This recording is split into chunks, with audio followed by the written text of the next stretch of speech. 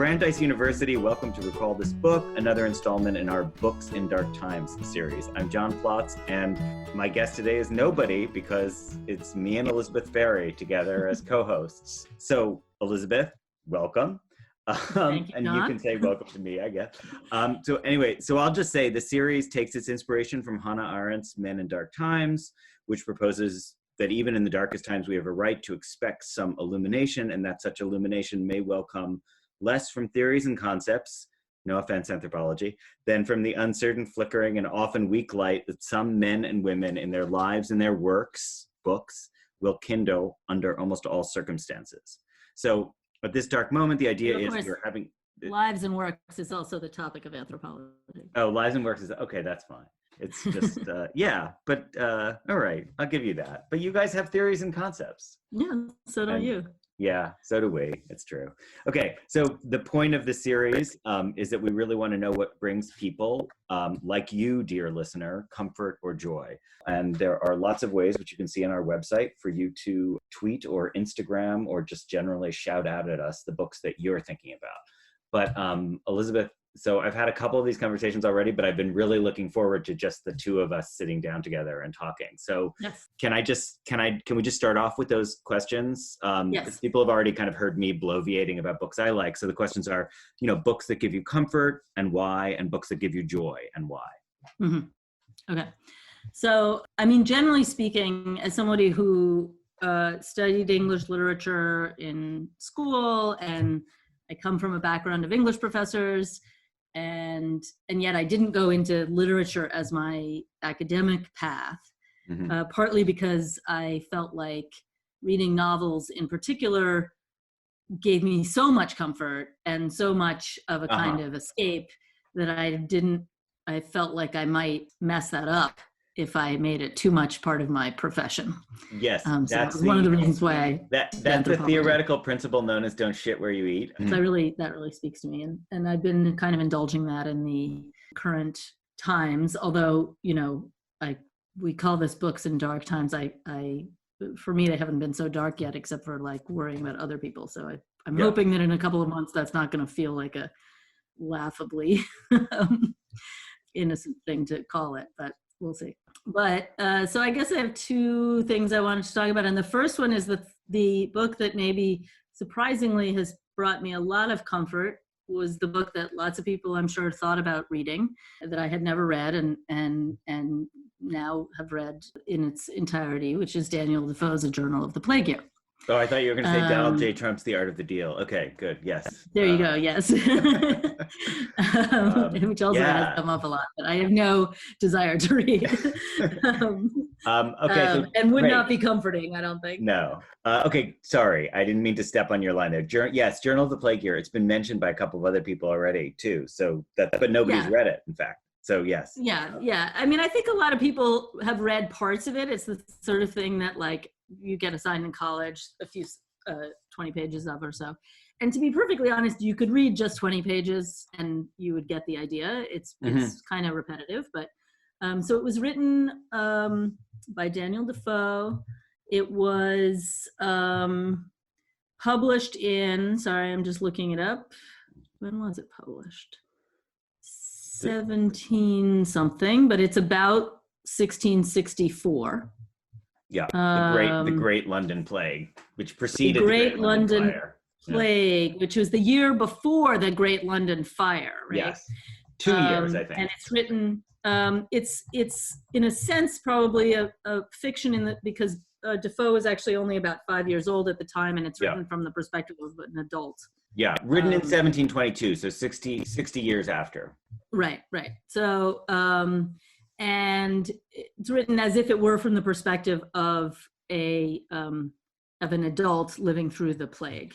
Though wait, Elizabeth, one of the things I remember, and this is such a wonky English professor thing to remember, but I remember it being written in an oddly impersonal voice, right? So you say it's from a perspective, but isn't it kind of a shifting perspective, a little bit like Joseph Conrad? No, it is very documentary though, right? And it's sort of so one of the things that I like about it is the character, the narrator, he keeps he can't stay inside. He's really stir crazy. He recognizes that. he's Yeah. putting himself in danger. And his brother leaves in his town, and his brother invites him to go, but he decides not to, and then it's kind of Yeah. too late.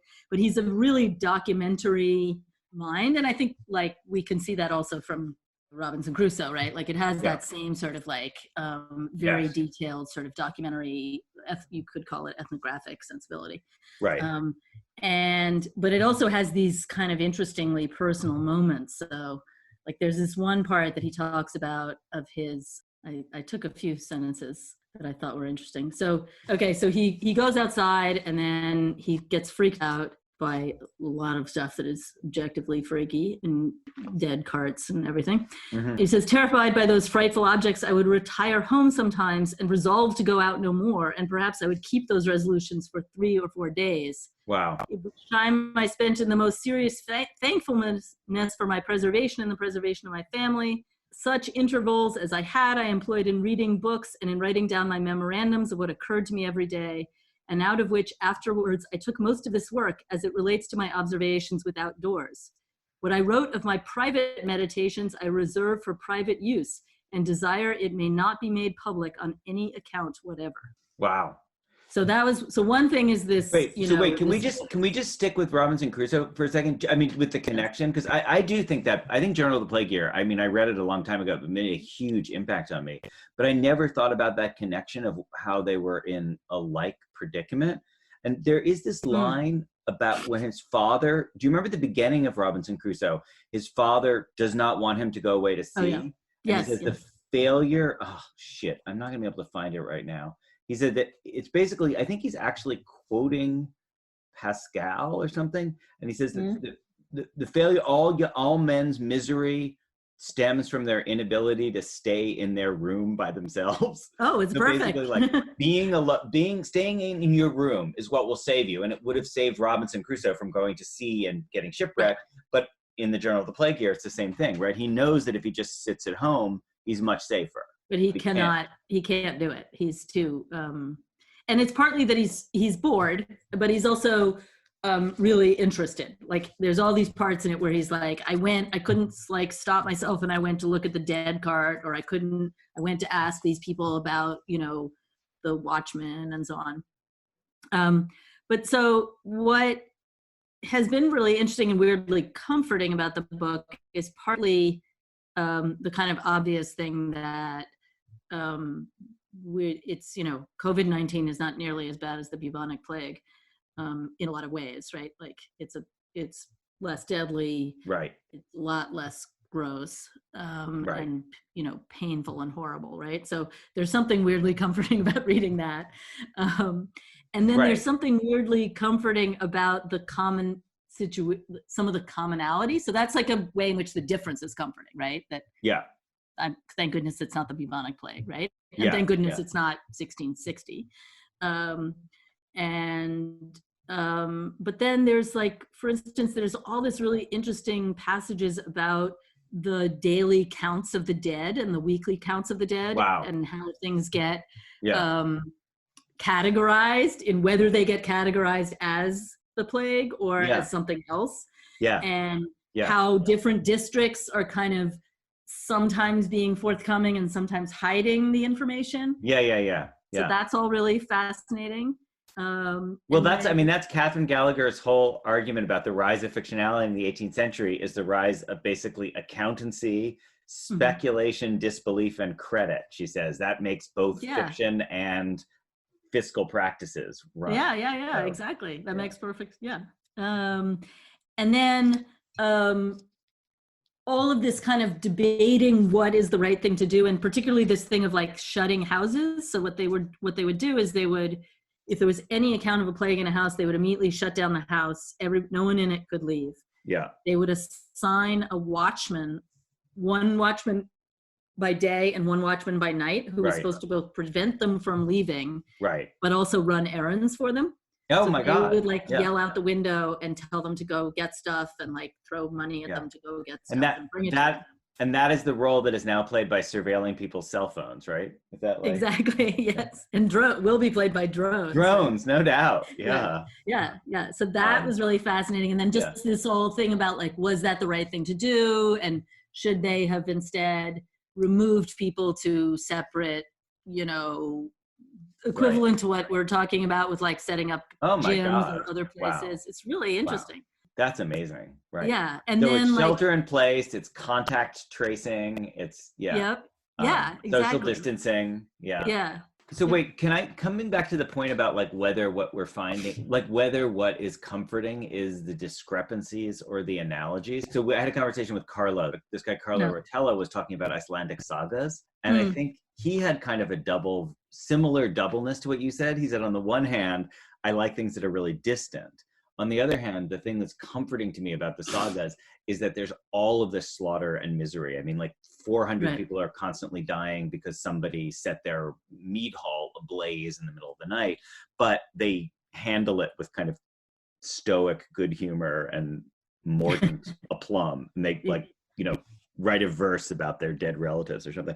So which part of it is the source of reassurance for you? Is it that ain't us, or is it, well, that is us, and look at how I think it's more that is us in a way, partly because I feel like, I mean, I think one of the things that's so kind of disturbing for me, and I think many people, about sort of the current moment, is there's this kind of feeling that we've sort of become so attenuated from our physicality and our kind of groundedness in, you know, on the planet, to the point of actually destroying ourselves in the planet. Yeah. And that we're sort of like cut off from some sort of sense of what it means to be human, or that what it means to be human might be changing so drastically that there's no knowing what will happen, right? I'm not arguing in favor of this. I'm just saying this is like an affective experience, right? Yeah. But there's something about this that makes you feel like, oh, okay, well, you know, sucks to be human, and periodically like these things happen, and they're intensely physical and rooted in the nature of our species.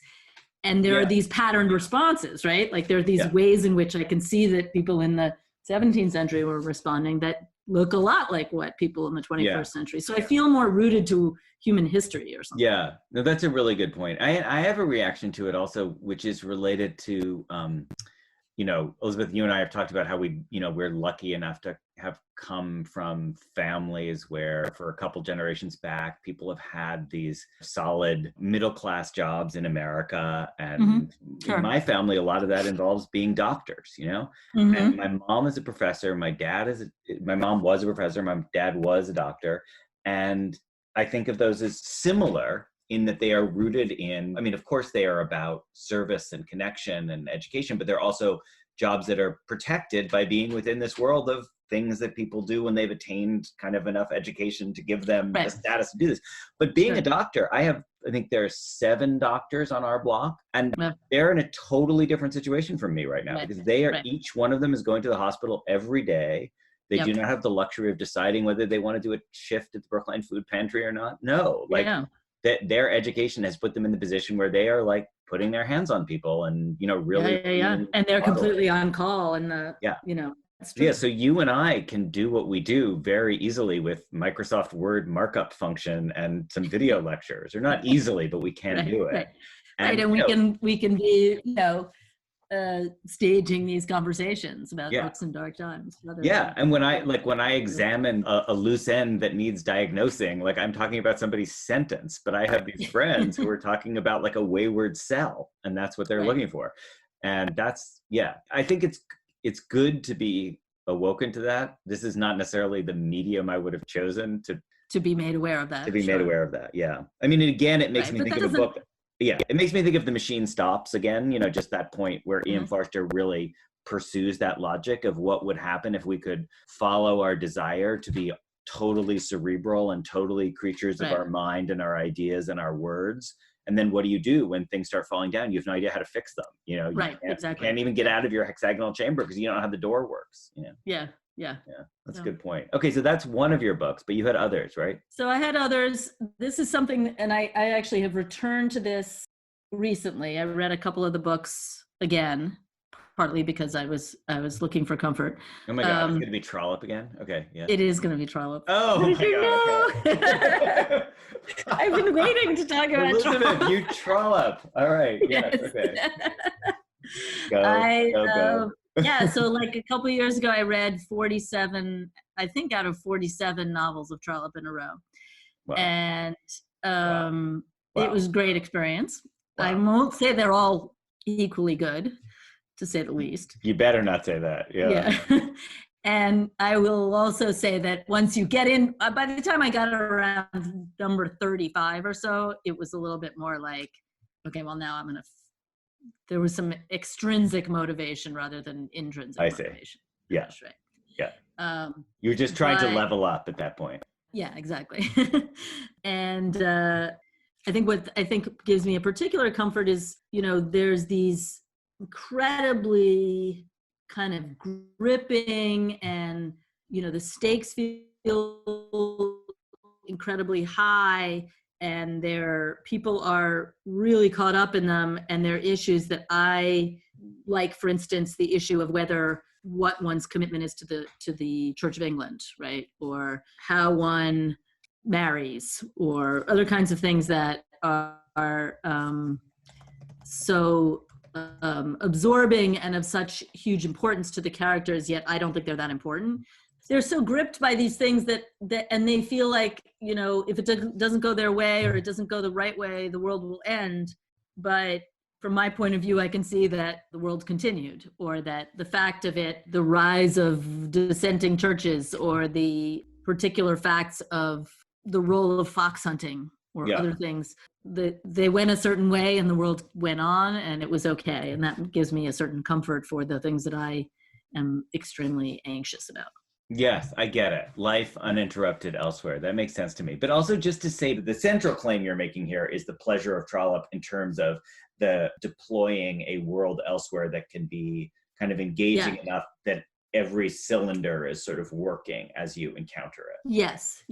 Okay, so can I pivot and ask you the childhood question, which would be to think about like either childhood books or books that, you know, because I know you've just shepherded 2 kids through childhood. So books that you rediscovered with your kids, or books that you want to go back to now. Yeah. So a couple of them come to mind. One of them we brought up and you pointed out there, it's incredible nativism.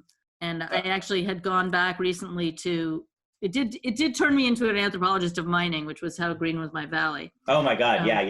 It is an incredible nativist book. And also I tried to listen to it on tape with my kids. Yeah. A couple of years ago. Yeah. And it's like, I mean, we got pretty far, but then there's this like description, which I'm sure I did not understand at the time I was reading it, but it's this like incredibly overheated sort of egocentric description of his first boner. Oh. I was like, I'm sure I do not remember this and did not know what was going on when I read it before. Well, as long as it wasn't a nativist boner, I don't object to that. Okay. And yet it probably was even. Okay. There's something very like, distasteful about the description, and it's kind of like egomania. But God, I loved the TV show too. I have such fond memories of the TV show. I never saw. I remember the movie and loving the movie. And I remember. No, it was. I'm sorry, I'm totally wrong. It was the movie. The movie was great. Yeah. It was the movie. Do you remember? There's one of the things that I really stuck in my mind about it is the description when he finally he sort of convinces his family to let him go to school, and he gets a pencil box. And there's this description of the pencil box, which is so satisfying. And it's sort of about all the little compartments that everything is in and the little colors of the colored pencils. Aww. And it really stuck in my mind. And there's something about its like littleness and neatness, but also the differences of the colors. Yeah. And then he's portable property, man. That's his ticket out of there. Exactly. But then it's destroyed. It gets smashed by this like, kid who thinks this is like a poor miner guy who's bullying him. And so this is this very traumatic moment. But the description of it's a little bit like, and this maybe leads me to another book that was very formative for me. There's a description in Little Women of their Christmas presents, and each of them gets a different book, and they're each with a different color ribbon. And I've always liked things that are like the same, but the color is different. And that also is a description that really stuck in my mind. So those are 2. you know, because I got to that point, as many people do at that age, where it's like I ran out of the stuff I knew that I really loved, and so I was kind of like frantically searching for things that I thought might scratch that particular itch. I know, and it's funny how that works, because you go in directions. It's like you've been in a nice pond that you totally like, and then you know there's kind of a lake out there somewhere. So like a kind of lungfish, you sort of galump yourself out in various directions. Yeah. But often you just kind of hit shallow water and then turn around and go back, and then randomly some direction that's probably no better than any of the other directions just leads you where you want to go. Like for suddenly me, there's like, oh my God, I have a new, and I used to, and I still do this, I guess, as evidenced by the trollop. It's like, once I find one, I would just read all of them. Yeah.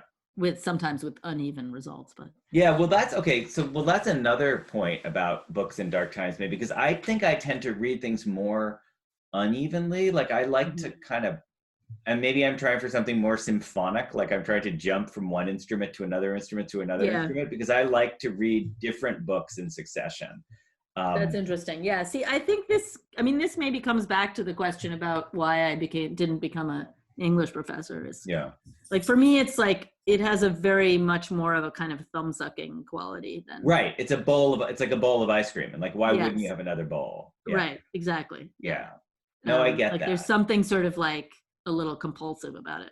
No, I totally get that. And that's like, I think I was saying this to Alex, it's like most English professors just eschew that side of things entirely. And they want to claim a more kind of, I don't know, either scientific or theological or like a satisfying difference that ensures them that their approach to the text is not comfort. It's more like this higher kind of aesthetic bliss. Right, right. Or more intellectual or more. Exactly. Yeah. Yeah. But I actually want to try to hold on to both at once. Like that's why the question of like, is comfort and joy, like are comfort and joy the same or distinct? That seems like a really interesting question to me, because I don't think you're wrong to take comfort, repeated comfort. It's just like, no, but you know, what you're saying also makes me feel like maybe I did make the right choice, because it wasn't so much that I feel that there's anything wrong with that, but I didn't want to be in a situation where other people would try to make me feel that way. So. Right. Well, of course, when I want comfort, I just go out into the field, Elizabeth. Right, exactly. When you want comfort, you just start measuring heads, don't you? I do actually. Yeah, I use sand. It's a very objective measure. Right. Yes, remind me to tell you what I found about Newton resonance as opposed to Brookline resonance. I think it's very revealing. I feel very confident about it. Right, yes. Okay, dude. Well, thank you. This was great. Great. So do you want to read the credits or should I read them? I don't have them in front of me. You'd have to send them to me, but. Okay. Why don't I just do them? We'll keep it in one voice. Okay. So, thank you so much for listening. Recall This Book is hosted by us, John Plotz and Elizabeth Ferry, with music by Eric Cheslow and Barbara Cassidy. Sound editing is by Claire Ogden, website design and social media by Kaliska Ross. We always want to hear from you with your comments, criticisms, and suggestions for future episodes. And especially in this case, we really want to hear about the books that are giving you joy. So think about emailing us at recallthisbookpod@gmail.com. And if you include an audio clip, we might include it in an upcoming podcast episode. And so you could look for us on Instagram, on Facebook, or on Twitter. And you can use the hashtag #BooksInDarkTimes to add a photo or a comment about a book you've turned to recently. So from all of us here at Recall This Book, thanks for listening. Thanks.